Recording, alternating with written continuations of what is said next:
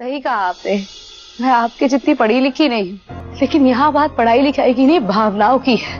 घर में किसी का भी दिल नहीं लग रहा है। अम्मा पापा उदास बैठे, खाने को छू तक नहीं रहे। गायत्री पहले तो गुस्सा करती है लक्ष्मी के ऊपर, लेकिन भाई कार्तिक जो है ना उसको मना लेता है और गायत्री से पूछ भी लेता है कि भाई मम्मी आप इतना ज्यादा क्यों उसको परेशान कर रही हो, क्यों उससे नफरत करती हो, आप ही की पसंद से तो मैंने शादी की है। अब यहाँ पर जब मेरी उसकी केमिस्ट्री बन गई है तो आप अब ये चाह रही हो कि मैं उससे मतलब नहीं रखूंगी, तो ऐसा कैसे हो सकता है। और यहाँ पर ठीक है, उस दिन जो हुआ था मंगल के यहाँ, और अक्षर डर गया है। दुख तो सबको होगा ही मंगल। ईशाना को घर से भेजकर मुझे भी अच्छा नहीं लग रहा, लेकिन इसका ये मतलब नहीं है कि मैं उसे वापस लेकर आ जाऊं। आदित्य जी, हमारी नहीं ईशाना के बारे में तो सोचिए आप, वो खुश नहीं होगी। वो सारी चीजें ठीक है, पर अब तो लक्ष्मी आप ही की बात मानती है ना, और यहाँ पर भाई वो मान जाती है। लेकिन यार लक्ष्मी को एक टारगेट देती है कि भाई तुम्हें दीपक बनाने और अपने हाथों से बनाओगी और फिर उनको घर में जलाना है। यहाँ पर सावन का महीना चल रहा है और तीज का मौका भी है, तो इस सारी चीजों की तैयारी भी यहाँ पर लक्ष्मी को वो दे देगी। और मैं नहीं चाहती कि उसको कोई सदमा बैठ जाए। याद है जब वो बहुत छोटी थी तो गायत्री मौसी उसे अपने घर ले गई थी, पूरी रात रोई थी वो।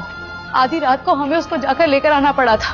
अब भाई लक्ष्मी तो बनाने में लगी हुई है दीपक, लेकिन यहाँ पर बुआ अपना दिमाग चला रही है। अब बुआ तो चाहती है ना किसी तरीके से यहाँ पर भाई लक्ष्मी और गायत्री में झगड़ा हो और कार्तिक कुछ ना कुछ बोले, क्योंकि वो तो शांति चाहती नहीं है। एक कुछ बुआ ना सोल्यूशन होता है उनके हाथ में, जिसके बाद वो सारे दीपक ना खराब कर देंगी। और उसके बाद महीनों तक वो मुझसे चिपकी रही कि कहीं हमसे दूर ना हो जाए। अंकल ईशाना बच्ची थी तब, अभी भी बड़ी नहीं हुई है वो। मैं आपसे विनती करती हूँ, आप एक बार।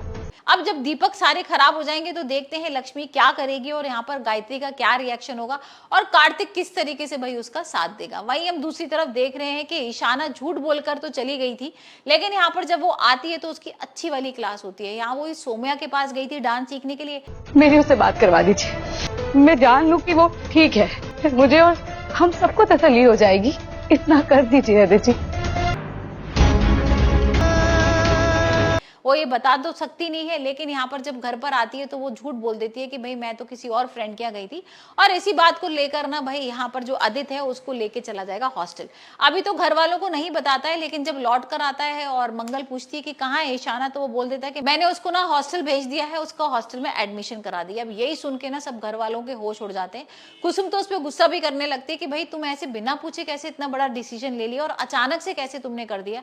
तो यहाँ पर सारा जो इल्जाम होता है ना वो मंगल के ऊपर रख देता है कि भाई मंगल को देखो ना, वो बिल्कुल भी ध्यान नहीं रखती थी यहाँ पर ईशाना का।